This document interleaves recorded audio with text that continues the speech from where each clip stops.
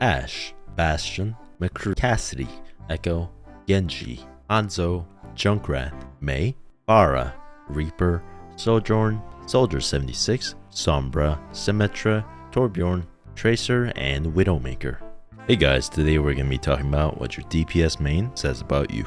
For the last time, this list will offend you, probably because it is heavily biased, not biased at all. So stop, take a deep breath, and continue on. Ashe. First of all, it's Ashe, not Ashe. Those are two different names, just like Anna and Anna. One is a Pokemon trainer, and the other one probably uses Bob as a pleasure device in their free time. You are good with McCree and can play Widowmaker somewhat decently. In my experience, Ashe's gun is harder to hit than Widow's sniper for some bizarre reason. Maybe I'm just bad. There are many great Ashe skins, but there is only one you must use at all times. All the other ones? No. No. No. Only one. While you don't actually fetishize Bob, you make plenty jokes on how hot Bob is. You don't really care about Ashe's lore, you just play her for a kit. While there are many NSFW arts of Ashe out there with Pixar quality animation, you don't really watch the Ashe ones. But you watch these. You are pretty distinctly dom. I haven't seen an Ashe player wanting to be dominated. Bob is undoubtedly the best part of your gameplay. And the difference between good Ashe player and a great Ashe player is determined by how fast you can build up your Bob. Ashe is one of those heroes where you either carry the game or throw the game. While people say this is more prevalent with Widowmaker, Widowmaker's existence does make people play differently, and she has a use even if she gets 3 kills the entire game. Ashe, however, you need to consistently be able to hit headshots and dynamites, since hitting all body shots really don't bring much to the table due to 2-minute reload time.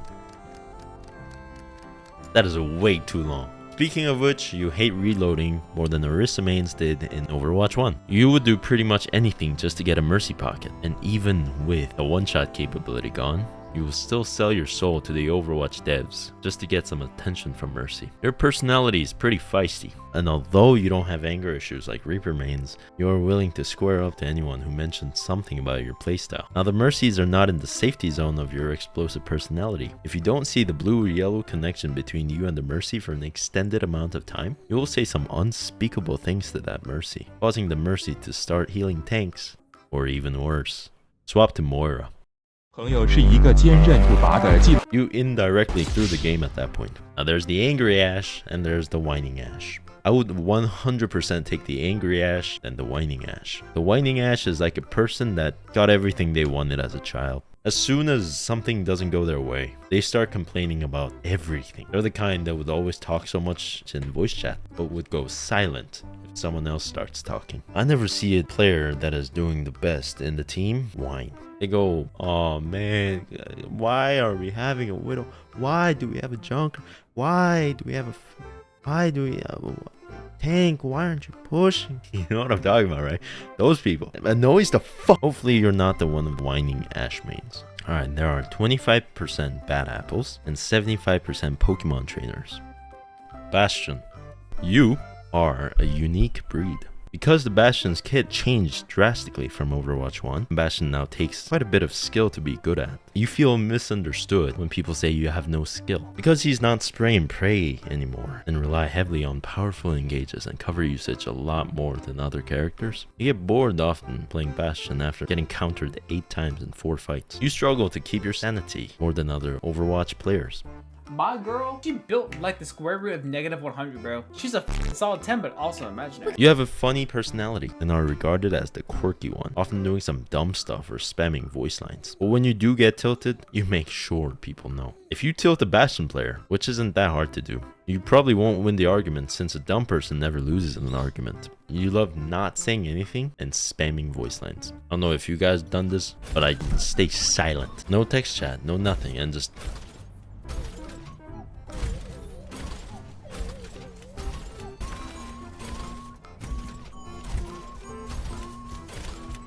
Bastion, character-wise, is very cute. The cuteness is up there with the gerbil. The simplistic stupidity of the character with a blend of innocence just strikes a perfect balance of adorability. Now person-wise, the simplistic stupidity remains, but the innocence is stripped away. What you're left with is a person who hasn't had their dick touched in years.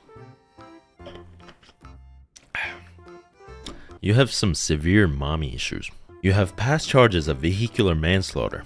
You have 2 to 3 charges of infraction, 1 misdemeanor, and a 2nd-degree murder. And your court date is a week from now. You're more of an introvert than an extrovert, but unlike a typical introvert, you occasionally get the confidence boost to say something weird in voice chat. I have never found myself playing with a Bastion player in the group, mostly because I throw personal insults at them whenever I get a chance. But I also never have seen a Bastion player in the group.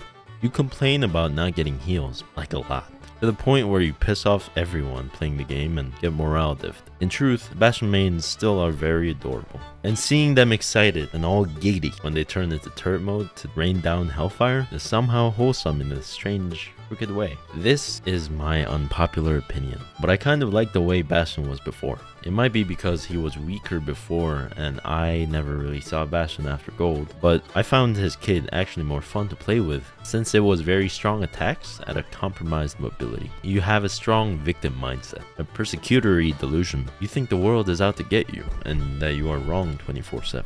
While this behavior can be regarded as an annoying trait, it can lead to severe issues later in life. You are 80% bad apples and 20% children.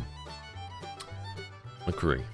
Now, before we start, I need to address something. I know his new name is Cole Cassian or something like that, and Blizzard did that to ease the pain of the victims of the corporation since Jesse McCree was one of the perpetrators. I'm just gonna call him Mole McCree now.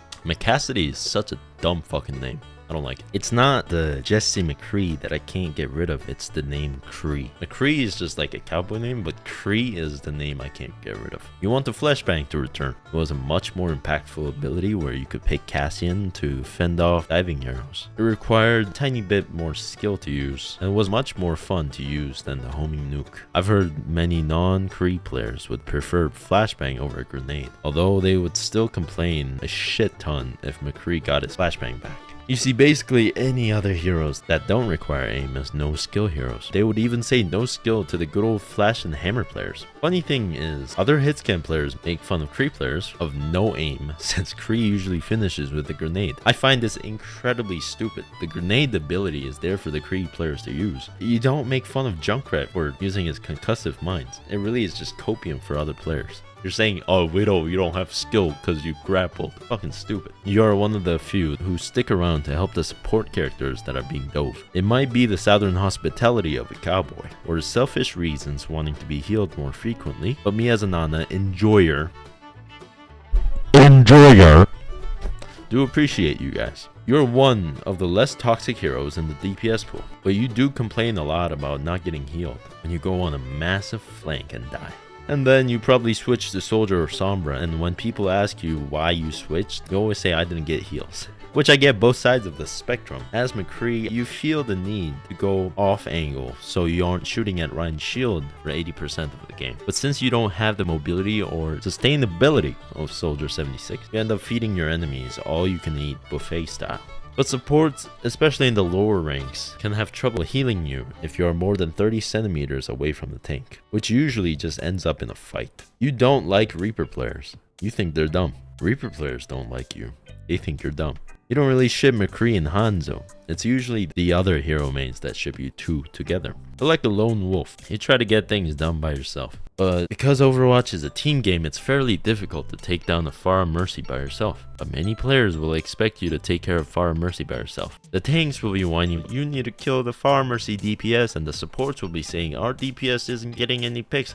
And added more to that, your other DPS will be like, McCree, can you not take the Pharah by yourself? And then you fucking lose it and then throw the game. That's how it usually goes. I've been there far too many times. It's never wrong to say I need help taking them down, but it hurts your pride, and pride is all you have left after Blizzard changed his gender. However, when you do get damage boosted by a Mercy, you will start shaking, get your timbers shivered, if you will, with more shots than a drunk college frat boy. The refreshing taste of a blue beam will feel almost like a pretty girl accidentally giving you a little bit of head in the subway station, and then getting railed in the back by the same girl. And then they will notice you haven't hit a single single shot in the 10 seconds they damage boosted you leave you to heal a tank. You indirectly threw the game at that point. I don't really know what McCree players are like in their free time. They usually just play Overwatch. They aren't antisocial, but aren't the most outgoing people. So you usually wouldn't see them at orgies. You guys aren't the outliers in the group and have the ability to blend into a crowd. You thought about asking for breast milk when you went to the Starbucks barista, but you never took it into action. Apparently, it's harassment. I didn't know. 5% bad apples and 95% moles. Echo was technically the highest skill requiring character for her ult. However, most of the time you copy the same characters you've been copying since her release in Overwatch 1. Good Echo players are extremely scary. If you take your mind off the game for a split second, Echo can come in and fondle your private areas and fly away in a blink of an eye. However, you don't really have a presence. You do your job, output a ton of damage, get picks here and there, but unless you are carrying out of your mind, you just don't get noticed too much. You're often regarded as a tryhard of the group, and being the tryhard of the group, your mechanical skills are impressive, and you can still play hit scan. You know when to swap when necessary, and that is a lot to ask for a DPS player. Most of the stuff you talk about in game is pretty much strictly game related. For example, you may talk about how many kills someone has or what ults they have coming at you, whereas a Bastion player will start talking about anime thighs saving lives, and Reaper mains will talk about how they weren't spoon fed today and how angry that makes them. You like taking chances and probably said I like those odds like Han Solo as a child. You probably bought a shit ton of lottery tickets too at some point in your life. Echo is probably the only character I can relentlessly shit on without anyone in the comments typing kill yourself. I've only seen 2 Echo mains in my 1500 hours of playing Overwatch, and one of them was a dick. Speaking of dicks, you love dicks, and you probably love Dick's fast food restaurant too. Every time I've tried playing Echo for this video, the game ended with my team telling me to uninstall the game and something along the lines of me being born was God's greatest mistake. Echo mains, whenever you feel useless, look behind you. There's probably a mercy pocketing you. There you go. Now you're not the most useless player in the game. Wait, pause the video. I want you to smell your armpits. Yeah, go take a shower. A shower will take less than 1 comp game in Overwatch, so it's not the worst thing you could be doing. They don't call you sweaty Echo mains for nothing. Yuck. You're fucking disgusting. Comparing you to a skunk would do a skunk a disservice. Yikes. Yucky. Someone shoot this motherfucker. And you are 100% non-existent. Genji. You actually do need healing. I've played a fair share of Genji for this video, and that 2 HP really does make a difference between making the enemy team Ana your Discord kitten and getting collared and pegged, wishing you had that 2 HP. If you lose a duel with less than full HP, you suddenly feel the need to blame the supports for their lack of skill instead of your lack of kill. You're not even surprised or upset anymore when you see another Genji nerf in the patch notes. Genji mains really have no in-betweens when it comes to their personality. They're either toxic thinking it's funny to be toxic, or they're toxic because they're mad. To all of you Genji mains out there going like, wait, but I'm not toxic. When's the last time you didn't type tank diff or healer diff when you lost a match?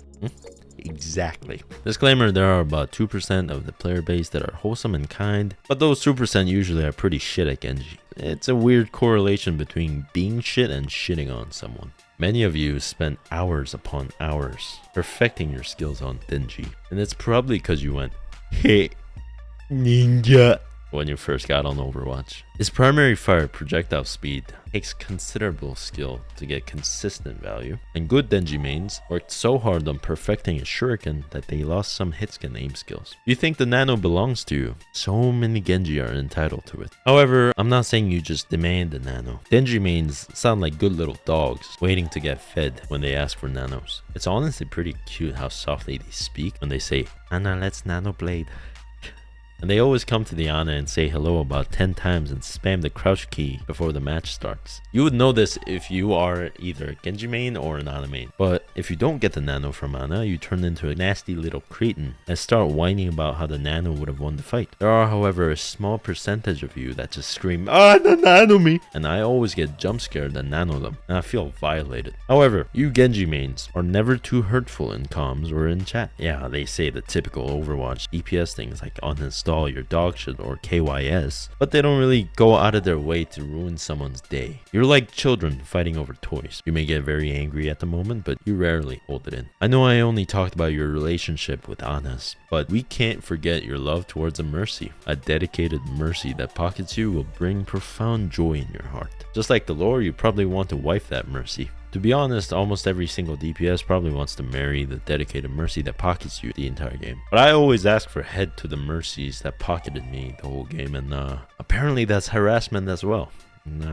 Learn new things every day. Nothing tops the satisfaction of getting a 5-man nanoblade. And there are 40% bad apples, 60% good little dogs. Good dog. Yeah, I'm petting Genji with my mouse cursor. Good dog, huh? Hanzo. Zozo. My honor is my banda.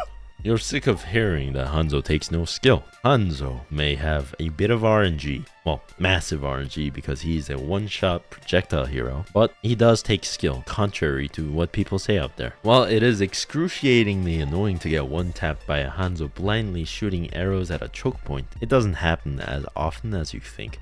It's just so annoying that it seems like it happens every fight. Now, it is bullshit to just be walking down main like an innocent child just done with school and get met with stray arrow impaling your head to the wall behind you. But that's just how one-shot heroes are. Hanzo is truly a definition of a versatile hero. Strong damage, capable of long range and short range, decent mobility, and has the ability to provide mid-fight benefits while having a massive pick potential. When I say it like this, Hanzo sounds like the best of the best DPS, but when you see him in game, he's not going to be popping off unless he took some Adderall beforehand. Being part of the shit modder brothers, you probably picked up Hanzo because you said, Bo when you first saw the character. Also means you like the traditional style more than the modern style, but you like doggy style the best. Speaking of traditional style, you love honor. Well, not to the extent of Rhine mains. Rhine mains are just all honor. But Hanzo, you do care about honor. You do see the importance of honor a lot more than other characters like Reaper. Fuck Reaper players. Fuck Reaper players. I say it again. Fuck Reaper players. You have a good sense of fashion if you have the Scion skin on. And if you don't have that skin on, there's the door. Get your fashion stats up before you talk to me. The only exception would be the Cupid skin. The gay skin. Since it's basically the pink Mercy of Hanzo skins. A Hanzo player style is divided into two categories. One would be flicking style of aiming, and the other would be predicting. One style is far superior than the other, and the other is, well, predicting style. Every so often, you just cannot fathom how the headshot you just hit counted as a headshot. You don't talk as much as other people do in voice chat. And knowing the state of people that use voice chat right now, I'd say it's definitely not a negative. And again, the honorable nature of you shows up in voice chats. I feel like playing Hanzo is a mindset game. Some days you'll hit an enemy Pharah straight in between her eyes, and some days you'll whiff more shots than stormtroopers. Yet good and dedicated Hanzos won't let it get to their head and turn off voice chat, and bad Hanzos still won't swap, but will let it get to their heads, missing so many more. And there are 20% bad apples, 80% Legolas fans. Junkrat. As much as I want to say Junkrat is extremely easy to play, in higher elos, I don't know how you do it. Yes, in lower elos, Junkrat is the easiest hero to play in DPS, hands down. But as you rank up, you'll learn some skills that definitely won't be valuable anywhere else in life or in other heroes in Overwatch. The definition of live and breathe applies to you, as you Junkrat mains literally live and breathe Junkrat. You worship him too, and you probably talk and laugh like him too. I'd be surprised if you don't have at least a figure or a sticker or a life-sized model of Junkrat that you can make out with at night. You somehow know the perfect trajectory of his grenade when launched at a 20-degree side angle at an upward slope of 45 degrees that will meet the descending Pharah right at the intersection point. But you're not good at math. You just have spent hours upon hours on that character and just know by muscle memory. You are very dedicated. Once you put your mind into something, you don't really stray away from that path. This is probably how you managed to play Junkrat for such a long time. When you hit a support hero once, you'll drop everything you're doing to chase that support to the end of the map. You lose all sense of danger around you, and when you get that sweet relief of killing the support, you feel validated to keep playing Junkrat into a Pharah Echo. Your tire can go two directions, and I only like one type. One is a Junkrat that will always go for the play of the game. And while this works under silver, maybe even gold, players in gold rank and higher start realizing that they can shoot the tire and break it easier than their significant other's hearts. And there's a second type. I genuinely despise the second type. They pop tire, intentionally ignore literally everyone on the battlefield, and go for the main support. I've had one game where I was midway walking out of spawn as Ana, and the tire that popped like 8 seconds ago drop out of the sky and paint the walls with my internal organs. As most support heroes can't easily break tire, when I hear tire voice line and my DPS starts playing hide and seek hoping as long as it's not me, I just know I'll be spraying in spawn in about 8 seconds. I've seen a comment last tank video saying the Joker would play Junkrat, but that just isn't true. You Junkrat players unfortunately don't plan things out like the Joker does. And the only similarity between Junkrat players and the Joker is their ability to look like clowns. Everyone knows if you see your enemy at any point in the match, you're playing Junkrat wrong. You have a weird sense of the game where you think higher damage equals more contributed to a fight. That may have been true in Overwatch 1 since shooting tanks would charge your ultimate just as quickly, but all you did in Overwatch 2 was launch nades at an Orisa that never got under half HP. Your worst nightmare is popping a tire and having that tire destroyed immediately along with your body. The sad thing is I've seen this happen far too many times, and I just felt so bad for that junk, even if that tire was coming directly at me. That junk was probably giggling and blushing, trying to pop the tire, all excited like a kid waiting in line to enter Disney World. And someone just came up to him, took his ticket and ripped it in pieces, and just decked him in the throat. You are constantly horny. Constantly horny. This is probably because you get no release in real life, and the last time you felt the touch of a woman was when the nurses came in the room to feed you at the insane asylum and you grabbed their hands. Maybe I'm a Junkrat main. You are extremely spontaneous, and as I said, you don't plan things out and you have a strong mindset of whatever happened happens. You're 31% bad apples, 69% Junkrat's feet worshippers. Alright, Mei. I would have loved to make this video back when Mei could still freeze people with her primary fire. No words will ever be able to describe how evil that individual was. Just for a brief segment, the most terrifying thing in Overwatch 1 wasn't a nanoblade coming straight at you. It wasn't a hog hook hooking you through the wall and getting a wet kiss from hog before getting scraps blasted into your brain. No. It was Mei, slowly and painfully freezing you to death, spamming a single voice line that goes, "Hang in there." Hanging there. Hanging there.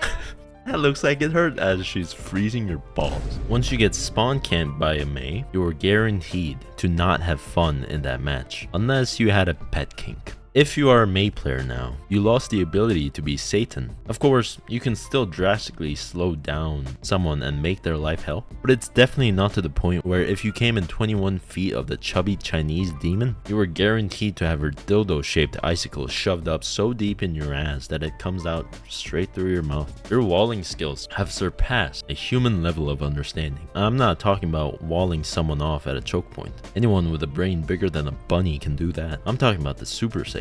I'm talking about walling Roadhog's hook, walling Kiriko's ult. Those are just some things that shouldn't be possible realistically, but you somehow manage to do it repeatedly. Mei is one of those characters that doesn't feel that strong when you play her. It feels like hell to the enemy team, but she's still very fun to play. Going back to the old Mei, the fun of playing Mei mostly came when you bully the enemy support into submission, and you know you broke them when they just kind of come out of spawn and stand there. Now the fun comes from enemy divers constantly whining and complaining about you playing Mei. You think the character is cute. Hell, you probably even like the voice line "pat pat pat" she says after grabbing your balls in the arcade game called Mei's Offensive Balls. Whether or not you have the balls to admit it, it is pretty ballsy how Blizzard made her fat. She's got the ball wounds in her stomach. I'll stop. Which leads to the next point. You probably prefer a little more meat in your significant other. Not like the Nikado avocado type, but more like Amy Schumer. If you ever come to Asia to find those chubby girls, you won't get them by asking for chubby girls. You'll have to ask for the fat ones, the obese ones. And don't you say plus sized, because there's no plus sized here. You like seeing the fear in someone's eyes. You're definitely on the more sadistic side, unless you're Bro You Whack, who seems like he's definitely on the masochistic side. By the way, the YouTuber Bro You Whack attack is the opposite of what you would expect a main to be, which confuses me if I am right at all for Mei. It seems really nice, but who knows? There might be an evil and sadistic main rooted deep within his prostate. So you guys are 99% Satans and 1% bro UAC. Pharah, you're the one that hops on voice chat and specifically asks supports who already picked other supports to go Mercy. It doesn't matter if it's a brawl comp that requires a Lucio and a main support. You're still asking for a Mercy. At least you ask nicely and give up after 20 seconds. The more your damage racks up, the more your ego racks up. However, while you are proud of yourself, you don't take it as an opportunity to flame others like Junkrat players or Reaper players. Fuck Reaper players. Pharah is a hero that is hard to stay on for a long time, because as soon as you remotely do good on Pharah, suddenly you see the enemy change picks to a diva and a double hit scan. However, if you are the true 1% mains like Yazin, you will still thrive on Pharah. Guys, like #1 ranked on every server. That's kind of crazy. Your most heard phrase is, "Can we swap off Pharah?" Which leads me to think Pharah mains probably don't have it that great. Overwatch is like a glorified rock, paper, scissors game with tactics, in which certain heroes can counter others. However, while most heroes are still playable if they avoid their counters, it is near impossible to play Pharah without a mercy pocket. You know all the spots on the roofs where you can stay for an indefinite amount of time, like those Doomfist rollout spots. While you may not have the greatest hit scan aim, your leading projectile aim in higher elos is unbelievable. Perseverance would be the best word to describe you, but only for those that stick to Pharah. You have wet dreams about a Mercy caressing you and telling you that everything is gonna be alright and that you can lay your worries on them. But you wake up to the harsh cold fact that there is no one by your side, and the world is still a desolate hell where everyone close to you will eventually betray and leave you. And you will have no other choice but to wipe your tears and get up from your bed and play more Overwatch. You regard yourself as a failure and set unnecessary expectations towards yourself, and this is rare for a DPS player, since this characteristic is usually more prevalent in support roles. You have an explosive temper where you can be silent the whole game and suddenly explode and spew out everything you ate in the last couple days. 5% bad apples and 95% explosive diarrhea experiencers. Reaper. The dreaded Reaper mains. You know, I actually like the Reaper as a character. Dark and dead and dark, fueled with nothing but vengeance towards those who wronged him. Plus, he looks pretty adorable when he's wearing pink skin saying, "Die, die, die." You know, it's pretty cute. But you are nothing like the character. Rhine mains have the decency of being quite like the character, albeit being a little cringe. But all you are is a childish brat who thinks they are always right. Every single Reaper main I have met complain and attack the lowest stat player. If you're not familiar with the Reaper mains I'm talking about, think of an Orisa main sprinkled with an extra glitter of pettiness, added with a history of being dropped as a child. I'm sure there are a small percentage of good and effective Reaper mains out there. I just haven't met them yet. The funny thing is I haven't had 1 or 2 bad encounters with the Reaper mains. Out of all the worst memorable encounters I've had with Overwatch players, a good half were Reaper mains. Don't get it confused with just being a villain. Being a villain is pretty cool sometimes. Having an array of subordinates at your disposal, shivering at the sound of your breath, seems very desirable. There are some that come off charismatic while not being so kind, like Soldier Boy in The Boys for example. However, you act like one of those snarky little bitches next to the boss who prey on the weak and kneel before the strong. The redeeming factor of the other DPS mains were that while there were some incredibly toxic and childish players out there, there were some redeeming grace to those mains, like being good at the game or being genuinely a great person. Maybe the good Reaper mains just don't say anything in voice chat or text chat, but I am not making this up. There is no redeeming grace to you. By the way, if you're a Reaper enjoyer who will occasionally switch to Reaper just to have fun, or when the enemy swaps to Monkey, I have nothing against you. Nothing. I actually like you guys. You are trying to help the team by actively swapping, which is commendable. I'm not talking about those guys in here. I'm talking about the Reaper mains. You are not pussies. I'll give you that. While in real life, you don't actively engage in fights or arguments, in game, you don't back down from your erroneous claims. I'm sure there are some people that will still like you. Maybe some people that like whiny bitches. Maybe they'll like you. I'm not going to stop shitting on Reaper players. You know, I used to be a Reaper player. I'm not even joking. If you see my old videos, my tag name was Reaper. And based on reading my old YouTube comments back when I was a lot younger, yeah, I did fit into the definition of the Reaper main I am describing here. When I was 13 to 16, my YouTube comments were fucking heinous. I had so much hate in me. I don't know why. Whenever someone would do something good, I'd be like, ah, fuck you. However, the main reason for me being a Reaper main was because I could imitate Reaper's voice. And my voice got a little deeper now, so I can't imitate his voice anymore. Now I sound like a stage 4 throat cancer patient when I do it. I get a voice line. Dead man walking. It sounds deep, right? But when the dead man walking, my voice, I can't go at that exact range anymore. I needed it to be a little higher. Next, I'm not a psychopath. I'm a fully functioning psychopath. Yeah, it kills your voice when you do this. If you're a Reaper main, you are a submissive bottom who likes to pretend they are dominant until you get pegged in the ass and get turned into a little bitch in heat. I got a great movie character reference for your personality. It's Sid from Toy Story.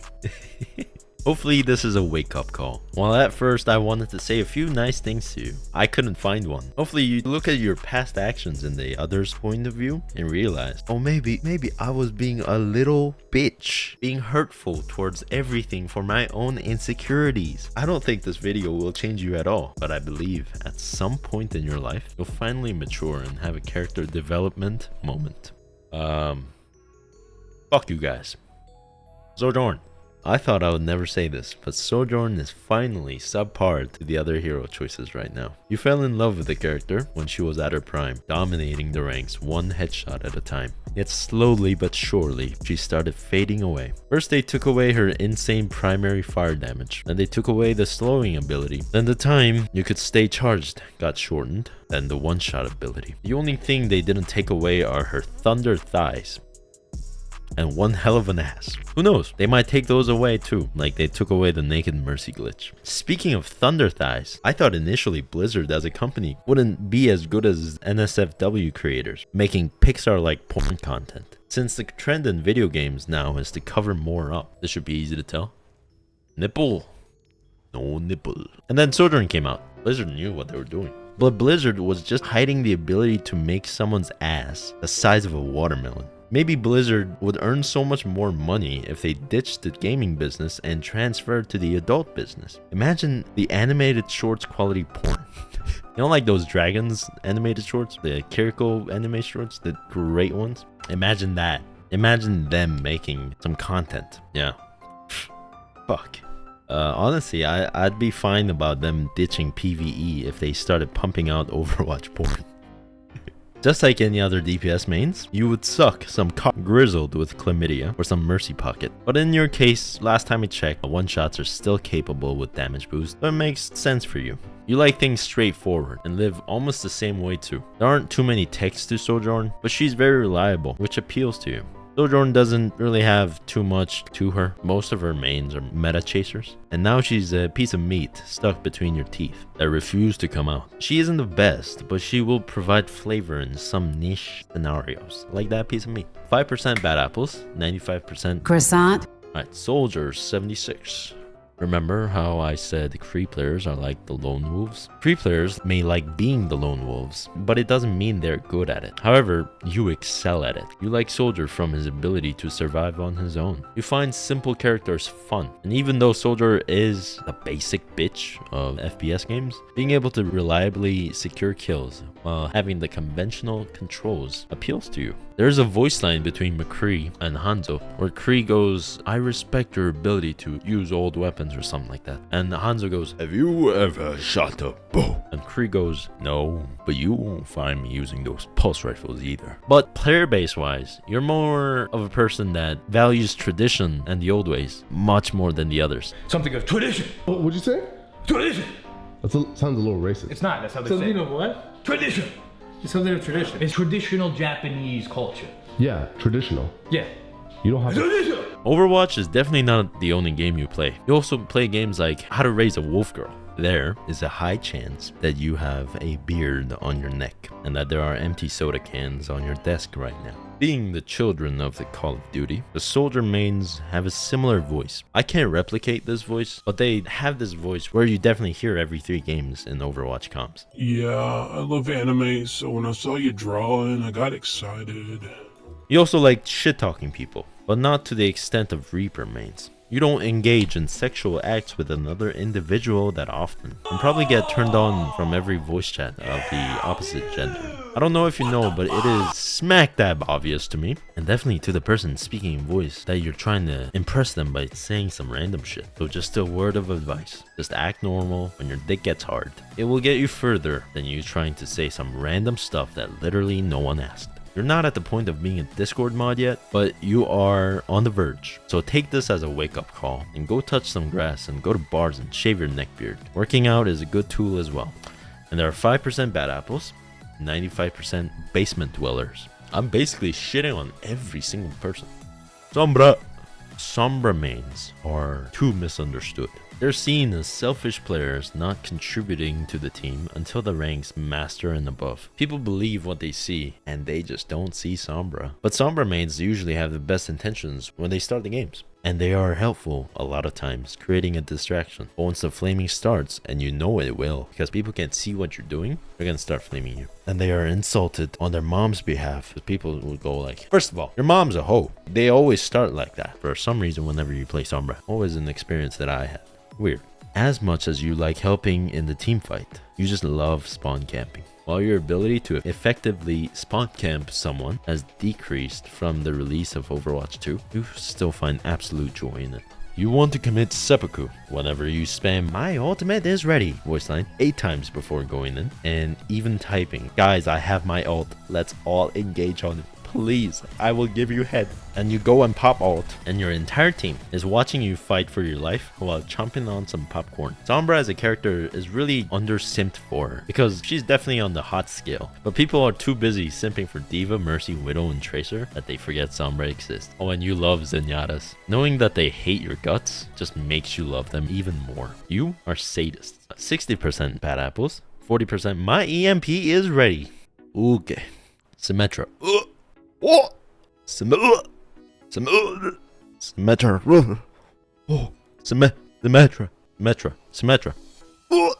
You probably don't have a gag reflex like that because your player base plays Mercy more than you play Sim. By Sim mains, I'm not talking about the Lijiang Tower Sim players. I'm talking about the Havana Sim players. Their player base divides into 2 subcategories. One is the Mercy mains that I talked about before, and the other is the stinky Symmetra mains that literally do not touch other heroes. Both types can get extremely toxic, which begs the point that I raised in the support main video. Why do you feel like you have the authority to flame someone else? Symmetra is a hero that doesn't take too much skill. Sure, it will take them skill to teleport back and forth and turret placements. If you're top 500, it does take a lot of skill. But generally speaking, it doesn't take too much skill. But because their damage goes up, like gas prices in America, they get a sense of entitlement to start flaming someone. It's bad enough to be flamed when you're not doing the best, but getting flamed by a player that didn't do too good is another kind of shitty feeling. However, you have tender hearts compared to other DPS players, which leads me to believe that you flaming others is maybe just a defense mechanism, where you try to prove that you are not someone to be messed with. But in the end, that action will get you into more fights, leading to more hurt. You are definitely on the more submissive side, and you're probably a rope bunny. If you don't know what that is, don't search it up. It's just a rabbit that likes to swing on ropes. Your love life is questionable in general, and you probably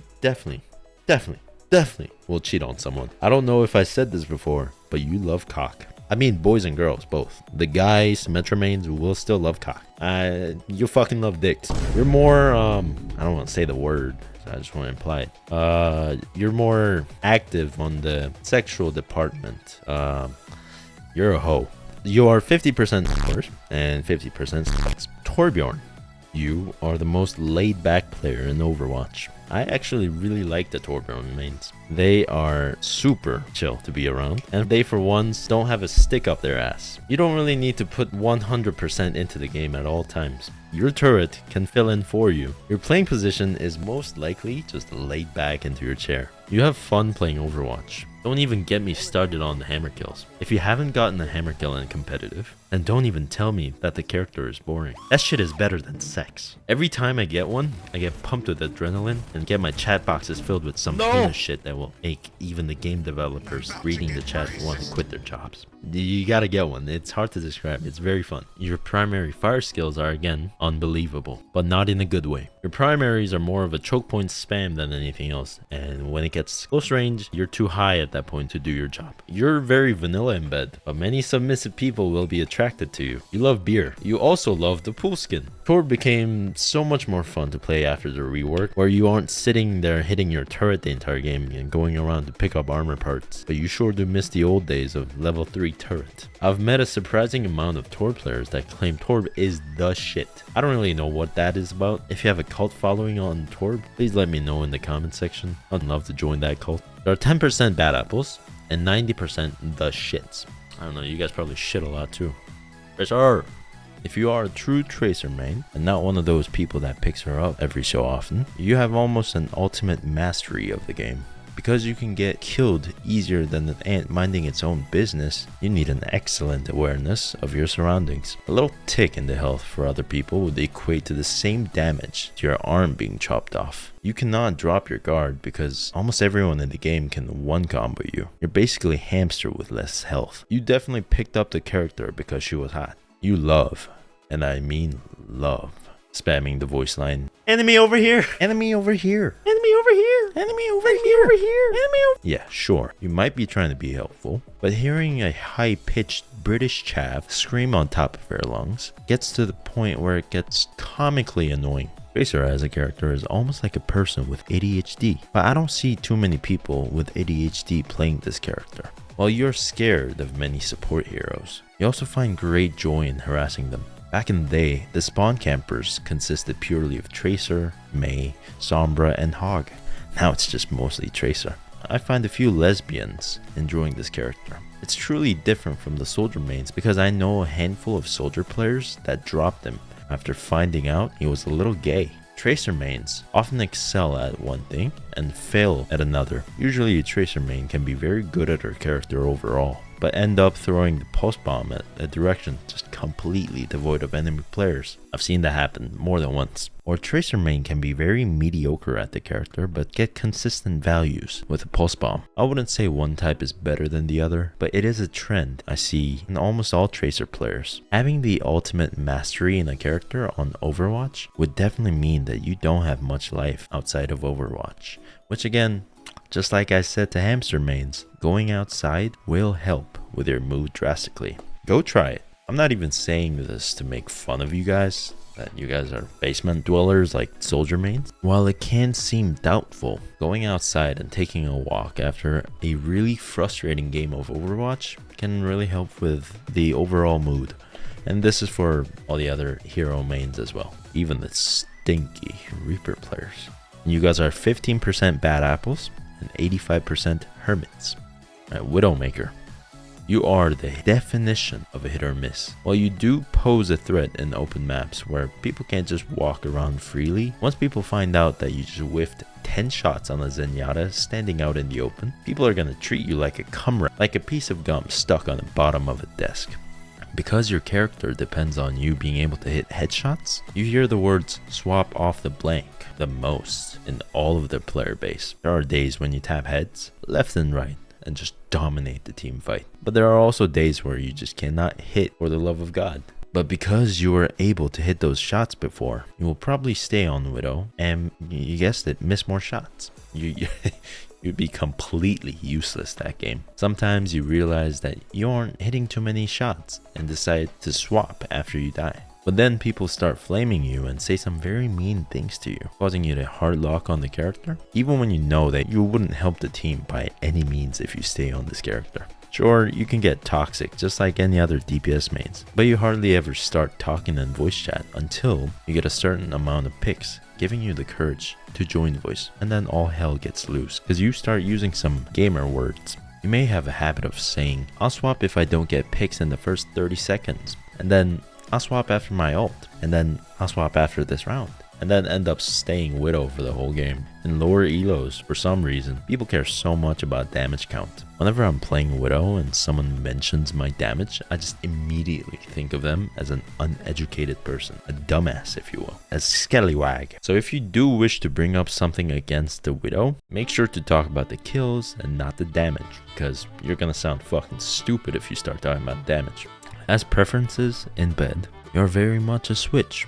Your playtime in Overwatch consists 30% playing the game, 40% aim training, and 30% Tinder watch. Which I can't give you shit for because Widow is just 99% aim. But I will still give you shit for Tinder watch. What do you guys do Tinder watch? Why do Widows always... My Widow friends are always on Tinder watch. It's fucking cringe. And remember guys, a good Widow isn't determined by how well you can hit the hard shots. It is determined by how well you can hit the easy shots. You're one of those people that have fun playing Overwatch. And again, you can have a lot more fun if you uninstall the game. And you guys are 30% bad apples and 70% Ons wannabes. Let me do that again. Now this is where we usually would end with an outro. Right before me just swarming off after committing several war crimes. Excuse my face right now, I haven't slept well for past like a week because of editing. But I wanted to stop and say thank you, truly, for your support for the last few videos. And I have a lot more planned that I hope piques your interest. So consider subscribing and thank you. Bye bye.